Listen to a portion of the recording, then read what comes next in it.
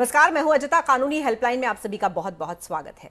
बुजुर्गों का सम्मान करने और सेवा करने की हमारे समाज की एक परंपरा रही है। वहीं आए दिन बुजुर्गों की बदहाली और अपनों की बेरुखी की बात सामने आती रहती है, जो दिल दहला देती है। देश के करीब 10 करोड़ बुजुर्गों में से 5 करोड़ से भी ज्यादा बुजुर्ग आए दिन भूखे पेट सोते हैं। आज बात सीनियर सिटीजन से जुड़े कानून पर करेंगे। अगर आप भी कानूनी सहायता लेना चाहते हैं तो आप हमारे लीगल एक्सपर्ट से अपने सवाल पूछ सकते हैं। आपके सवालों के जवाब देने के लिए हमारे साथ स्टूडियो में मौजूद हैं सीनियर एडवोकेट धर्मेंद्र आर्य जी। बहुत स्वागत धर्मेंद्र जी आपका। नमस्कार। तो जो स्क्रीन पर नंबर्स फ्लैश हो रहे हैं, आप उन पर कॉल कर सकते हैं, हमारे साथ शो में जुड़ सकते हैं, हम आपकी मदद करेंगे। शो को हम आगे बढ़ाएं उससे पहले एक खास रिपोर्ट आपको दिखाते हैं।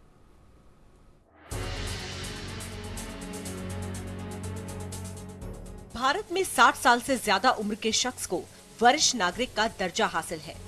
इस उम्र के व्यक्ति को बेहद सम्मान की नजर से देखा जाता है, लेकिन आए दिन ऐसे मामले सामने आते हैं जिनमें बुजुर्ग या तो दयनीय हालात में जिंदगी गुजार रहे हैं या वो परिवार से अलग किसी आश्रम में रहने को मजबूर हैं। संयुक्त राष्ट्र जनसंख्या कोष की एक रिपोर्ट के मुताबिक भारत में हर 5 में से 1 बुजुर्ग परिवार से अलग रहने को मजबूर है। ऐसे बुजुर्गों में महिलाओं की तादाद ज्यादा है। अशिक्षित बुजुर्गों की हालत और भी ज्यादा दयनीय है। ज्यादातर बुजुर्ग डिप्रेशन, आर्थराइटिस, डायबिटीज और आंख से जुड़ी बीमारियों से ग्रस्त हैं और महीने में औसतन 11 दिन बीमार रहते हैं। हेल्पेज इंडिया की रिपोर्ट बताती है कि देश के लगभग 10 करोड़ बुजुर्गों में से 5 करोड़ से भी ज्यादा बुजुर्ग आए दिन भूखे पेट सोते हैं। बुजुर्गों को राज्य सरकारों की ओर से जो पेंशन दी जा रही है वो इतनी नाकाफी है कि उससे महीना भर गुजारना मुश्किल है। बुजुर्गों की देखभाल के लिए साल 2007 में maintenance and welfare of parents कानून बनाया गया, जिसमें बूढ़े माता पिता को यह अधिकार है कि वो अपने भरण पोषण के लिए अपनी संतान से गुजारा भत्ता हासिल कर सकते हैं। कानून में कहा गया है कि जिनको सीनियर सिटीजन की मृत्यु के बाद संपत्ति मिलने वाली है वो गुजारा भत्ता देंगे। ऐसा नहीं करने पर कानून में बच्चों पर 5,000 रुपए जुर्माना और 3 महीने की सजा या दोनों का प्रावधान है। Team news world India. तो बुजुर्गों को सम्मान से जीने का अधिकार है, लेकिन आए दिन जिस तरह के किस्से धर्मेंद्र जी देखने में सामने आते हैं, बुढ़ापा कहीं ना कहीं एक अभिशाप बन जाता है। आपके अपने ही आपके साथ खड़े होते नजर नहीं आते हैं। लेकिन अगर हम कानून की बात करें तो कानून में किस तरह से बुजुर्गों को संरक्षण मिला हुआ है? देखिए, दरअसल बात यह है 2007 के अधिनियम के बाद तो काफ़ी संरक्षण है। इसके अंदर जो है पहले क्या होता था कि सीआरपीसी की सेक्शन 125 के अंदर पेरेंट्स जो है अपने बच्चे से जो है मेंटेनेंस क्लेम कर सकते थे, लेकिन इसे अधिनियम के आने के बाद पेरेंट्स जो है अब जो सीनियर सिटीजन है इसका दायरा काफ़ी बढ़ा दिया गया है। इसके अंदर जो है उन लोगों से आप जो है भरण पोषण या मेंटेनेंस क्लेम कर सकते हो जो आपके मरने के बाद आपकी प्रॉपर्टी के वारिस होंगे। मान लो कई व्यक्ति ऐसे हैं जिनकी अपनी संतान नहीं होती, लेकिन उनके मरने के पश्चात जो है उनकी प्रॉपर्टी के जो वारिस हैं वो उनके भतीजे होते हैं, भतीजियां होती हैं या और कोई रिश्तेदार होता है। तो ऐसे व्यक्ति से जो है ये सीनियर सिटीजन जो है मेंटेनेंस क्लेम कर सकते हैं और इसके प्रोविज़न काफ़ी जो है अच्छे बना दिए गए हैं और इतने सिंपल कर दिए गए हैं कि केवल मात्र आप जो है ट्रिब्यूनल में जाकर के एक एप्लीकेशन लगाइए और आपकी एप्लीकेशन के अंदर जल्द से जल्द सुनवाई होगी और विद इन 2 मंथ्स जो है आपकी एप्लीकेशन को डिसाइड कर दिया जाएगा और ऑर्डर दे दिए जाएंगे। बिल्कुल ठीक है, लेकिन बहुत सी घटनाएं देखने में आती हैं जहां पर बच्चे जो हैं वो पेरेंट्स का ख्याल नहीं रखते हैं। अगर पेरेंट्स बुजुर्ग हो गए हैं उनको घर से बाहर तक निकाल दिया जाता है, तो ऐसे में पेरेंट्स को क्या करना चाहिए, बुजुर्गवारों को क्या करना चाहिए? देखिए, दरअसल बात यह है ऐसे में जो है पेरेंट्स को इस ट्रिब्यूनल के पास जाकर के सिंपल एक एप्लीकेशन दे देनी चाहिए। अगर वो खुद नहीं जा सकते किसी एनजीओ के थ्रू जो है एप्लीकेशन लगवा सकते हैं या फिर जो है सोशल वेलफेयर ऑफिसर हर डिस्ट्रिक्ट के अंदर मौजूद हैं जो गवर्नमेंट के हैं और उनको नेट के ऊपर उनका एड्रेस लेकर के उनसे संपर्क करके जो है ये एप्लीकेशन लगाई जा सकती है। और जरूरी नहीं कि हर डेट के ऊपर जो है बुजुर्ग को वहां पेश होना है, वो सोशल वेलफेयर ऑफिसर ही उनकी पैरवी करेगा और उनकी एप्लीकेशन के ऊपर सुनवाई होगी और जिन लोगों के खिलाफ उसने जो है एप्लीकेशन लगाई है उनको जो है ट्रिब्यूनल अपने पास बुलाएगा। बुलाने के बाद उनको आदेश देगा कि आप जो है इनको जो है मेंटेनेंस दीजिए और आप जो है इनके वेलफेयर के लिए पूरा ध्यान रखिए। ठीक है, शिव नारायण गुप्ता जी हमारे साथ जुड़ रहे हैं फैजाबाद से, हमारे कॉलर, उनका सवाल लेते हैं फिर बातचीत को आगे बढ़ाएंगे। शिव नारायण जी बताइए क्या आप पूछना चाह रहे हैं? ऐसा है, हमारी तो पैतृक जगह थी जी, इलेक्ट्रिक मकान थे 2 जी ठीक है। जो हमें बुजुर्गों से मिले थे।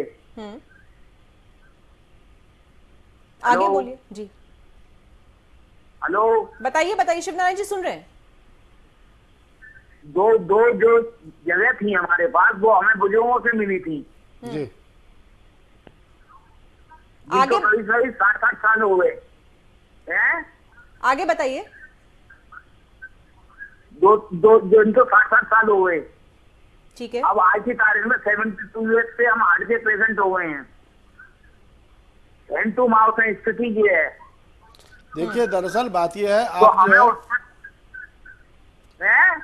आप अपने जो है यहाँ पर ट्रिब्यूनल होगा, आपके यहाँ पर सब डिविजनल मजिस्ट्रेट एसडीएम साहब के यहाँ, या एसडीओ जो उस ट्रिब्यूनल को जो है हेड करते हैं, आप वहाँ पर जो है एक एप्लीकेशन लगा करके अपने बच्चों से मेंटेनेंस क्लेम कर सकते हैं। और एसडीएम आपके बच्चों को बुला करके इस बात का आदेश देंगे कि आप अपने पेरेंट्स को जो है मेंटेनेंस दो, और अगर वो मेंटेनेंस नहीं देते तो एसडीएम जो है उनकी जायदाद को जो है कुड़क करने का अधिकार भी रखते हैं। और उसके बाद अगर फिर भी वो मेंटेनेंस नहीं देते तो एसडीएम उनको जेल भी भेज सकते हैं। ये पावर एसडीएम साहब को कानून के तहत है। आप सिर्फ इतना कीजिए, उस ट्रिब्यूनल में जाके एक एप्लीकेशन लगाइए। अगर आप स्वयं नहीं जा सकते तो आप अपने आसपास किसी व्यक्ति को, ऐसे व्यक्ति को जो कोई एनजीओ रन करता हो, या सोशल वेलफेयर ऑफिसर के सामने जाकर के आप रिक्वेस्ट कर सकते हो। आपके बिहाफ पर सोशल वेलफेयर ऑफिसर जो है उस एप्लीकेशन को प्रोसीड करेगा और आपको जरूर न्याय मिलेगा, और आपको जो है वो सारा का सारा जो मेंटेनेंस का अवार्ड जो पास करेंगे वो आपको मिलेगा। धर्मेंद्र जी, यहाँ पर एक बहुत तरह की परिस्थितियां होती हैं, एक ही परिस्थिति नहीं होती है। जैसे आपने बताया कि बच्चों से मेंटेनेंस जो है वो ली जा सकती है, ये कानूनी तौर पर इसका अधिकार है बुजुर्ग के पास, पेरेंट्स के पास। लेकिन सवाल यहाँ पर यह भी खड़ा होता है कि अगर आपके बहुत सारे बच्चे, आपके 2 बच्चे हैं, 3 बच्चे हैं, बेटे हैं, बेटियां हैं, या सिर्फ बेटियां हैं, तो इसमें कानून क्या कहता है? ये किस तरह से तय होता है? वो सारे के सारे जो है रेस्पोंडेंट बनेंगे, उन सब के खिलाफ जो है वो किया जाएगा, और ये तय किया जाएगा कि निर्धारित किया जाएगा कि कौन सा बच्चा कितना देगा, और वो सबके अगेंस्ट जो है वो करेगा। या कोर्ट पाता है कि ट्रिब्यूनल पाता है कि उनमें से कोई ऐसा बच्चा है जिसके पास जो है काफ़ी प्रॉपर्टीज़ है और काफ़ी रिसोर्सेज है, और दूसरे बच्चे के पास कुछ भी रिसोर्सेज नहीं है, तो उस सर्कमस्टांसिस में डिस्क्रिशनरी पावर है उस ट्रिब्यूनल की कि वो किस बच्चे के खिलाफ जो है ऑर्डर पास करता है। एस यादव जी जुड़ गए हमारे साथ इस वक्त मध्य प्रदेश से। हमारे नेक्स्ट कॉलर, पूछिए यादव जी।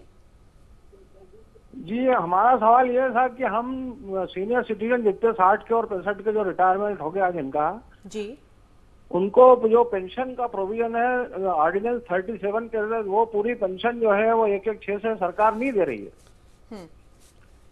तो इसके खिलाफ कोर्ट में गए, हाई कोर्ट ने हमारे पक्ष में फैसला किया, हाई कोर्ट ने पेमेंट करने का ऑर्डर किया, फिर नहीं किया, डबल बेंच में गए, सिंगल बेंच में गए, उसके बाद सुप्रीम कोर्ट में गए।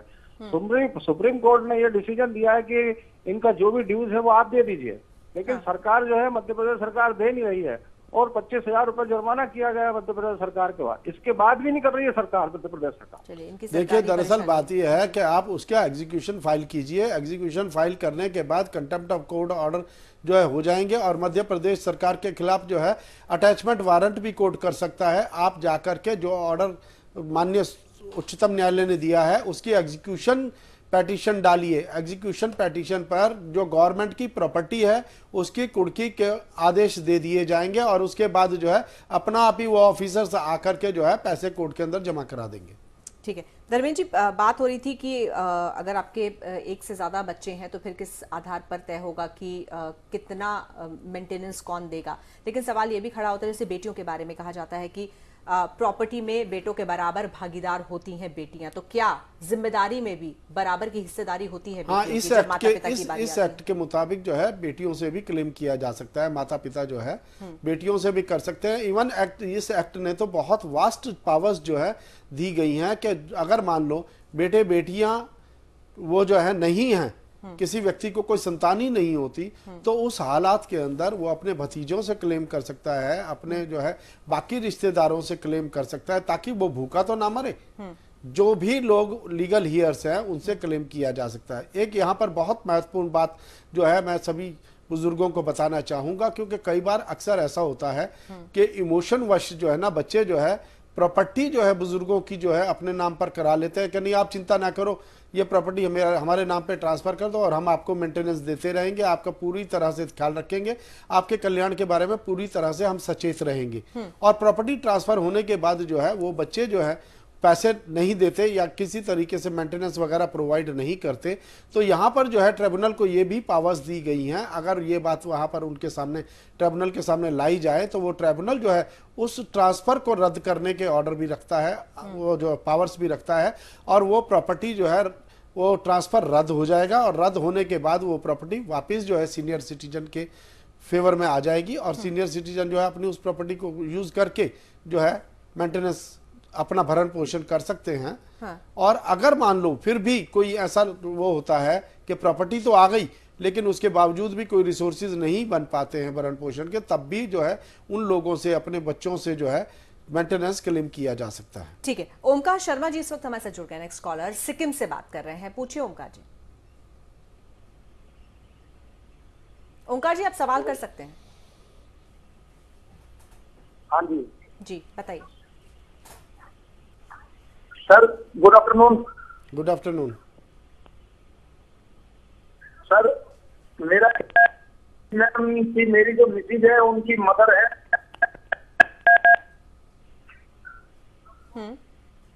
जी सर, जो मेरी मिसेज है उनकी जो मदर है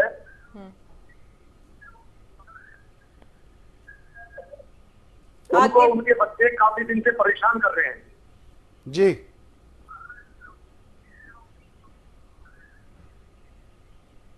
उनके बच्चे उनको काफी दिन से परेशान। किस तरह से परेशान कर रहे हैं ओंकार जी?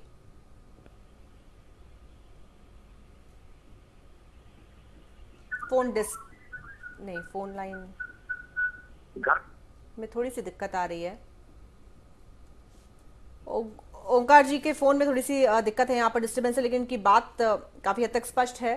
धर्मेंद्र जी ये कह रहे हैं, देखिए दरअसल बात यह है ओंकार जी, आप या कोई अन्य व्यक्ति या और जो है आपकी मदर इन लॉ के बिहाफ के ऊपर जो है वहाँ ट्रिब्यूनल जो बना हुआ है, आप अपने डिस्ट्रिक्ट में पता कीजिए कि वहाँ ट्रिब्यूनल किसके अधीन है, वो एसडीएम के अधीन है या एसडीओ के अधीन है। हर डिस्ट्रिक्ट के अंदर एक एक ट्रिब्यूनल है, आप उस ट्रिब्यूनल के अंदर एक एप्लीकेशन लगा करके जो है आप जो है वो शिकायत जो है ट्रिब्यूनल के सामने रख सकते हैं। और अगर वो आपकी शिकायत जेन्युइन है और उनके पास किसी तरह के कोई रिसोर्सेज नहीं है और किसी तरीके से उनके बच्चे उनको नेग्लेक्ट कर रहे हैं, तो ये विश्वास मानिए कि वो ट्रिब्यूनल आदेश देगा और उस आदेश का पालन करवाएगा। बिल्कुल ठीक है। रमा चौधरी हैं हमारे साथ बिहार से, पूछें। जी बताइए। जी हम जी जी जी हम रिटायर्ड आदमी सीनियर सिटीजन है। हमारा एक लड़का दूसरी शादी कर लिया है और शादी करने के बाद पहली पत्नी को छोड़ दिया है हमारे घर पर, और वो जो है कुछ माने मेंटली ये है, लेकिन बदमाश बहुत है। उसका लड़का जो है उसको बच्चा से हम पढ़ाए हैं, वो भी वैसा मारपीट करता निकाल दिया है। हम घर पर यहाँ बेगूसराय चले आए, मुजफ्फरपुर बिहार में हम घर बनाए थे रिटायरमेंट के बाद, और हम जो है बाहर रह रहे हैं।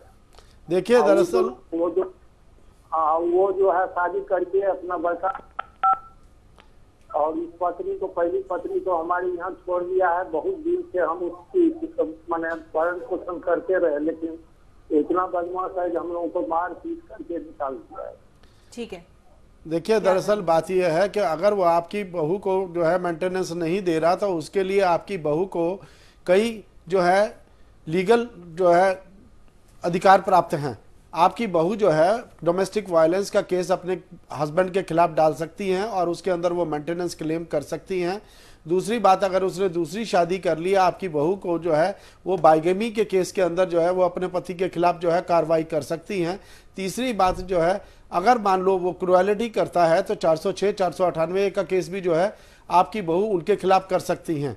और उसमें आप सपोर्ट कर सकते हैं अपनी बहू को, जो मेंटेनेंस जो है उसके साथ साथ आप भी सेक्शन 125 में भी और जो है सीनियर सिटीजन ट्रिब्यूनल के अंदर भी जो है आप मेंटेनेंस की, अपने मेंटेनेंस की जो है बात कर सकते हैं। और अगर वो आपको किसी तरीके से परेशान करता है या किसी तरीके से डराता धमकाता है तो भी आप ट्रिब्यूनल के सामने एप्लीकेशन लगा सकते हैं। ट्रिब्यूनल जो है उनको बुला करके उनको खिलाफ कार्रवाई कर सकता है और उनको जो है आगे से हिदायत दे सकता है कि आपके खिलाफ किसी तरीके का कोई ऐसा अत्याचार ना करें जिसकी वजह से आपके जो है मानसिक तनाव हो रहा है या किसी तरीके से फिजिकल क्रूएलिटी आपके ऊपर हो रही है। ठीक है, दिल्ली से हमारी नेक्स्ट कॉलर इस वक्त हमारे साथ जुड़ गई हैं, बबीता हैं। बताइए बबीता जी। हाँ जी, नमस्कार सर। नमस्कार सर, मेरी सास है, उनको हम अपने पास रखना चाहते हैं जी। अपने कमरे में। जैसे 3 रूम हमारे, तो हम हस्बैंड वाइफ है, बस बच्चे हमारे बाहर रहते हैं जी। पर ननद जो है वो हमारे कह रहे हैं कि जो हमारा किराए का कमरा है उसमें रखेंगे उनको खाली करवा के। तो जी। क्योंकि सर हमारा झगड़ा है बराबर के घर में, सिविल कोर्ट केस चला हुआ है, तो वो उनकी हेल्प करना चाहते हैं। तो हम चाह रहे हैं कि कोई ऐसा प्रावधान है कि कानून में कि तीनों ननंद और 2 जैसे हस्बैंड और देवर हैं, वे बराबर बराबर रखे बच्चे को, सास को। देखिए, दरअसल बात यह है, सास जहां कंफर्टेबल रहना चाहे वहां रह सकती हैं। बाकी जहां पर अगर मान लो सास आपके यहाँ रह रही हैं तो सास जो है अपने बाकी बच्चों से मेंटेनेंस क्लेम कर सकती हैं और वो जो है बाकी बच्चों ट्रिब्यूनल में जा करके एप्लीकेशन लगा करके सारे बच्चों के खिलाफ जो है कार्रवाई करने की बात कर सकती है कि भाई मेरे को मेंटेनेंस प्रोवाइड किया जाए, और जो सास के पास मेंटेनेंस आएगा उसको आप शेयर कर सकते हैं उस हिसाब से। ऐसा नहीं कि वो लोग जो है किसी भी तरीके से कोई जो है उनकी लायबिलिटी नहीं है या उनकी कोई रिस्पॉन्सिबिलिटी नहीं है। रिस्पॉन्सिबिलिटी और लायबिलिटी हर बच्चे की है और ये तो आपका फर्ज है, आपके माता है, आप उनको अपने पास रखें। लेकिन कानून जो है पूरे सारे बच्चों को जो है पूरी दायित्व है सारे बच्चों का कि वो अपने माता पिता का भरण पोषण करें और अपने माता पिता के कल्याण के बारे में पूरा पूरा जो है ध्यान रखें। झारखंड से हैं हमारे साथ इस वक्त नेक्स्ट कॉलर हीरामणि महतो जी हैं। बताइए हीरामणि जी। लगता है फोन डिस्कनेक्ट हो गया हीरामणि जी का। लेकिन यहाँ पर एक बड़ी समस्या धर्मेंद्र जी, सबसे बड़ी समस्या जो बुजुर्गों के सामने आती है वो एक तो उम्र का तकाजा। उम्र बढ़ती उम्र के साथ तमाम बीमारियां, आप उस तरह से एक्टिव नहीं रह पाते हैं, पैसे की भी अगर आपके पास कमी है तो कहीं ना कहीं आप डिपेंडेंट हो जाते हैं। तो इस उम्र में आप कानून का दरवाजा कैसे खटखटाएं? पैसा आपके पास नहीं है, ताकत आपके पास नहीं है, अगर शरीर आपका साथ नहीं देता है तो फिर ऐसे में सरकार आपके साथ लाचारी हो जाती है। देखिए, दरअसल बात यह है, आपके पास धन नहीं है, कोई परवाह नहीं, आपके पास जो है ताकत नहीं है, कोई परवाह नहीं। सरकार आपकी जो है ताकत बनती है, सरकार आपको फ्री लीगल एड प्रोवाइड करती है, सरकार आपको जो है वेलफेयर ऑफिसर प्रोवाइड करती है, सरकार वो सारी मशीनरी प्रोवाइड करती है जो आपकी मदद करने को जो है आगे बढ़कर चढ़ करके जो है ना हिस्सा लेने को तैयार हैं। पूछती हूँ मैं आपसे धर्मेंद्र जी, कैसे आप जो आप फ्री लीगल एड की बात कर रहे हैं वो उसका फायदा कैसे उठाया जा सकता है, कैसे उसकी मदद ली जा सकती है? यशपाल जी हैं इस वक्त दिल्ली से, उनसे बात कर लेते हैं। पूछिए यशपाल जी। हाँ जी, ऐसे है जी, जो आदमी मैं यशपाल बोल रहा हूँ, जो आदमी इतने साल टैक्स पे करता रहा है, आप जी आफ्टर 70 ईयर अगर वो बीमार होता है तो उसका क्यों ना प्राइवेट हॉस्पिटल में जो ट्रीटमेंट हो वो फ्री होना चाहिए। देखिए, दरअसल बात यह है, इस पर तो गवर्नमेंट को ऐसी पॉलिसी बनानी चाहिए कि जिस तरीके से विदेशों के अंदर जो है सोशल सिक्योरिटी जो है प्रायोरिटी पर है और वहां पर बुजुर्ग अगर कोई हो जाता है तो सरकार की जिम्मेदारी हो जाती है कि वो सीनियर सिटीजन होने के बाद जो है सरकार उसको हर तरह की सुविधा वगैरह प्रोवाइड करती है। क्योंकि हमारा देश जो है काफी गरीब है और हमारी सरकार जो है इस बारे में हालांकि प्रयत्नरत है, समय समय पर एक्ट तो आ जाते हैं लेकिन उनका इम्प्लीमेंटेशन प्रॉपर नहीं हो पाता, वो सारी मशीनरी जो है नहीं है। जबकि बुजुर्ग जो है इस समाज का जो है उनको प्रॉपर सम्मान होना चाहिए क्योंकि उन्होंने पूरा अपनी जिंदगी दी है इस देश को आगे बढ़ाने में और यहां तक लाने में। और अगर बुजुर्गों का सम्मान नहीं होता तो वो देश कभी भी तरक्की नहीं कर सकता।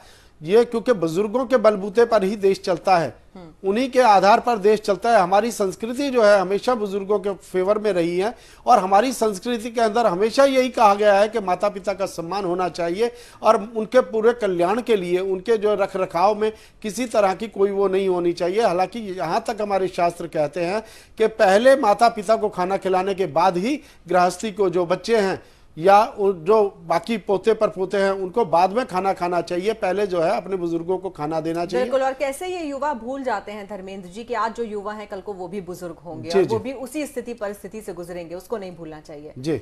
कोलकाता से नेक्स्ट कॉलर है हरीश चंद्र ठाकुर जी हैं, उनसे बात करेंगे। पूछिए हरीश जी। हाँ जी, वो तो पढ़ा लिखा के हम लोग बड़ा किया और उनके तो धमकी देते हैं कि हम बालिग हो गया।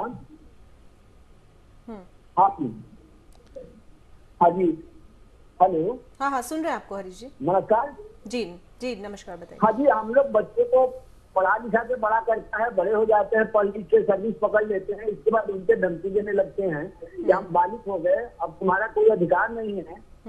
तो हम लोग इस अवस्था में क्या कर सकता है? बच्चे छोड़ के चले जाते हैं। तो देखिए, दरअसल बात यह है, छोड़ के चले जाते हैं तो आप उनके ऊपर किसी तरह का कोई नियंत्रण नहीं कर सकते, लेकिन इतना जरूर है कि अगर आपके पास किसी तरह के कोई रिसोर्सेज नहीं है कि आप अपने आप को मेंटेन कर पाए, आपके पास रिसोर्सेज नहीं है कि आप जो है अपना भरण पोषण या किसी भी तरीके से और कल्याण का ध्यान रख पाए, उस सर्कमस्टांसिस के अंदर जो है आप उनके खिलाफ जो है पेटिशन फाइल करके जो है उनको कंपेल करा सकते हैं कि वो जो है आपका भरण पोषण करें और आपको जो है मेंटेनेंस वगैरह प्रोवाइड करें।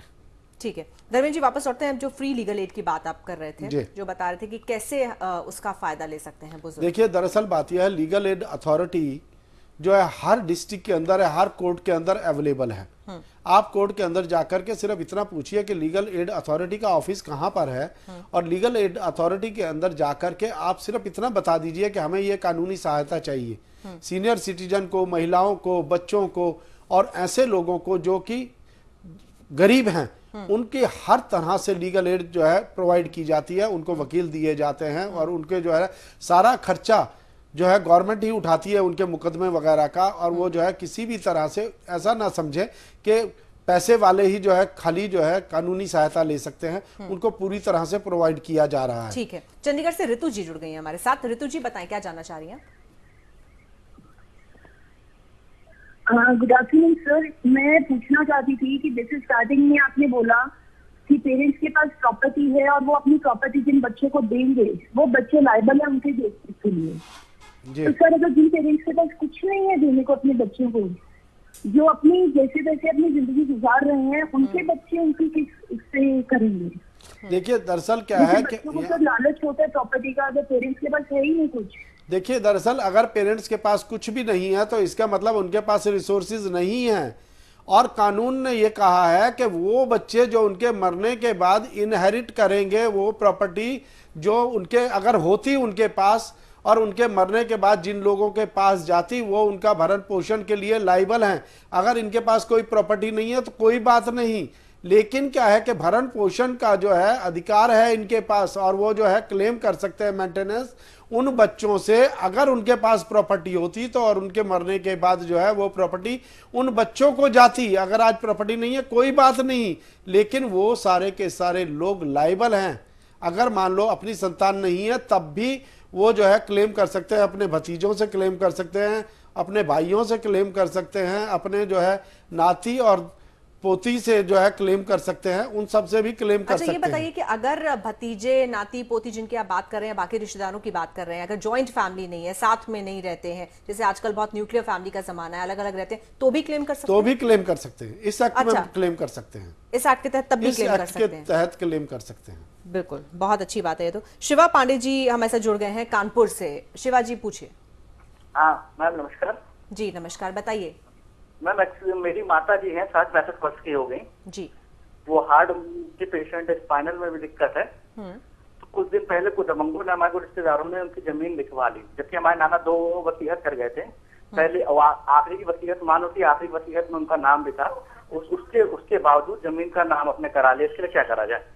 देखिए, दरअसल बात यह है कि आप जो है किसी एडवोकेट के पास जाकर के कंसल्ट करें और वो सारे अपने डॉक्यूमेंट दिखाएं और विल दिखाएं और ये दिखाएं कि ये हमारे नाना जी की अंतिम वसीयत थी और इसके बाद हमारे नाना जी ने किसी प्रकार की कोई वसीयत नहीं की और इस वसीयत के मुताबिक जो है आपकी माता जी जो है वो एंटाइटल थी और ये प्रॉपर्टी उनके नाम पर ट्रांसफ़र होनी थी। और अगर मान लो किसी ने ज़बरदस्ती करा ली है तो आप कोर्ट में जाकर के केस डालिए और चैलेंज कीजिए उनके इस एक्ट को और ये वसीयत के मुताबिक प्रोबेट डालिए और प्रोबेट के हिसाब से ही अगर आपकी माताजी का हिस्सा है तो आपकी माताजी को जरूर मिलेगा। बिल्कुल ठीक है। बहुत जल्दी से धर्मेंद्र जी बस ये जानना चाहते हैं प्रोग्राम के आखिर में कि किस तरह से जो बुजुर्गवार हैं वो किन किन बातों का ध्यान रखें, कौन कौन सी बातें कानून में हैं जो उनके फायदे के लिए हैं, उनके भले के लिए हैं, जो उनके हितों की रक्षा करती है। देखिए दरअसल बात यह है इस अधिनियम के मुताबिक जो सीनियर सिटीजन एक्ट है इसके मुताबिक जो है बुजुर्गों के वेलफेयर का पूरा ध्यान रखा गया है। जिनके मान लो बच्चे भी नहीं है और सब भी नहीं है तब भी सरकार को यह हिदायत दी गई है कि वो जो है ओल्ड एज होम हर डिस्ट्रिक्ट के अंदर बनाएंगे। अगर कोई ऐसा व्यक्ति है जो कि सीनियर सिटीजन है जो कि अपने आप को ऐसा समझता है कि मेरा लुक आफ्टर करने वाला कोई नहीं है तो वो जो है सरकार की मदद लेकर के उन ओल्ड एज होम के अंदर जाकर के उनका रखरखाव किया जा सकता है। और उस ओल्ड एज होम के अंदर जितना भी सीनियर सिटीजन का खर्चा है वो सारा का सारा गवर्नमेंट ही करेगी और ये गवर्नमेंट को ही करना है। आप अगर आपके पास अगर कोई ऐसी बात नहीं है तो आप जो है सिर्फ ट्रिब्यूनल में जाके एक एप्लीकेशन लगा दीजिए कि मेरा लुक आफ्टर करने वाला कोई नहीं है, मैं अपने आप को मेंटेन करने के काबिल नहीं हूं और मेरे को जो है मेरे कल्याण के लिए और मेरा लुक आफ्टर किया जाए तो उस सर्कमस्टांसिस में जो है ट्रिब्यूनल ऑर्डर करके आपको ओल्ड एज होम के अंदर रखने का हिदायत दे देगा और जो ओल्ड एज होम उस डिस्ट्रिक्ट के अंदर चल रहा है वो जो है वहां पर आपको भेज दिया जाएगा। बहुत जल्दी से वो बुजुर्ग जो अपने घर में रहते हैं और अपने घर में रहना चाहते हैं बावजूद उनको बेदखल कर दिया जाता है, 30 सेकंड में बताइए वो। देखिए दरअसल बात यह है उनको बेदखल कर दिया जाता है तो वो भी जाके ट्रिब्यूनल की सहायता ले सकते हैं और ट्रिब्यूनल उनके जो है वापिस से उनके घर में उनको रखवाएगा और जो है किसी तरह से अगर कोई प्रॉपर्टी जो है जबरदस्ती ट्रांसफर करा ली गई है तो वो प्रॉपर्टी उनके नाम पर वापस ट्रांसफर हो जाएगी। बहुत शुक्रिया धर्मेंद्र जी आपका यहाँ पर आने के लिए, हमारे दर्शकों के सवालों के जवाब देने के लिए और इस महत्वपूर्ण जानकारी के लिए। तो कानूनी हेल्पलाइन में आज के लिए बस इतना ही। बाकी की खबरों के लिए आप देखते रहिए न्यूज़ वर्ल्ड इंडिया। नमस्कार।